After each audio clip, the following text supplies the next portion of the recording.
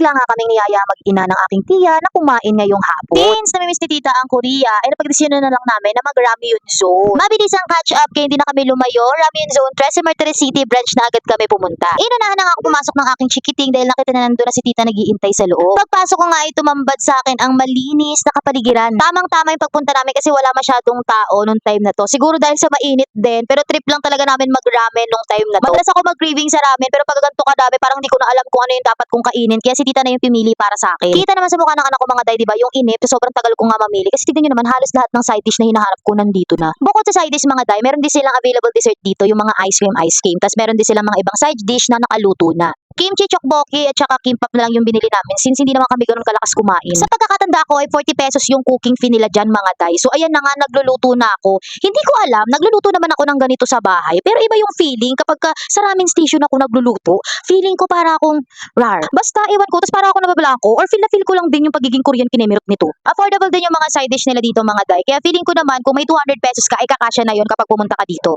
Actually mga day, for me nga pwede itong pang 2 person kasi lalo na kung hindi naman talaga kayo sobrang lakas kumain. Kasi ako mga day, kapag ramen, nagluluto sa bahay, dalawa na kami ni Jowa, hati na kami nun. Tapos dadagdagan pa ng mga side dish na yan. Ay nako, sobrang sold na yan mga day. Perfecto sa mga on a budget na bigla-biglang nag-crave sa ramen dahil sa kakanood ng K-drama. Not sure ha, pero nakita ko sa page nila na hanggang alauna sila ng madaling araw. So perfecto kung sakali sa inyong mga midnight cravings. Ayan na nga mga day, at kumukulo na siya. Very mouth-watering yung mga oras na yan mga day. As in parang higop na ang kayabab na ito. Pag ako pala ay nagluluto ng noodles mga day, ay hindi ko talaga ino-overcook. Ayoko kasi ng malabsa. As in, gusto ko yung medyo hindi pa masyadong luto. Ganun. Kaya konting halo-halo lang yan. Tas tak-tak and then okay na to.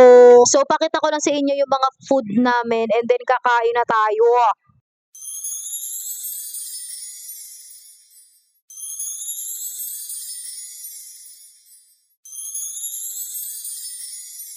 Yes mga day, may sariling ramen ang aking chikiting, but don't get me wrong kasi hindi sa lahat ng oras ay pinagbibigyan namin siya sa mga ganyang pagkain dahil it's still not suitable for kids, especially ang dami niyang preservatives. But then my kid may rule kaya wala kayong magagawa kung anong gusto kong isalpak sa bibig ng anak ko. So ang side dish namin ay ang tteokbokki, kimbap, tas yung dilaw kanina, sweet radish. Finally, higop at lamon ng tagumpay ang ginawa ko mga day. Sarap na sarap ako at craving satisfied talaga. Mas nagpasarap nga dito lalo ay yung kwentuhan at bonding naming magtita. Kaya kung ganito din yung mga trip ninyo at naghahanap kayo ng satisfaction for Korean cravings ninyo, try nyo rin dito mga day. Marami pa silang mga branch pero kung taga Trece ka, itry mo to, promise, sulit siya. Yun lang, follow for more!